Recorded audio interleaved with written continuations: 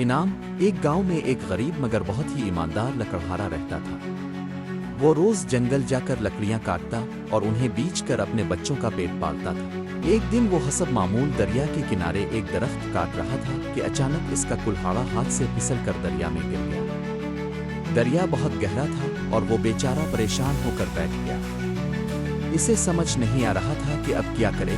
अचानक पानी से एक परी नमूदार हुई। इसने पूछा, लकड़हारे, तुम क्यों रोते हो? लकड़हारा बोला, मेरा कुल्हाड़ा दरिया में गिर गया। वही मेरा वाहिद जरिया माश था।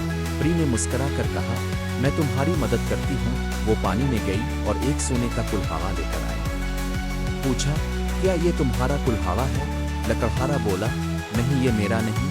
परी फिर गई और चांदी का कुल्हाड़ा लाई। लकड़हारा फिर बोला, नहीं, ये भी मेरा नहीं।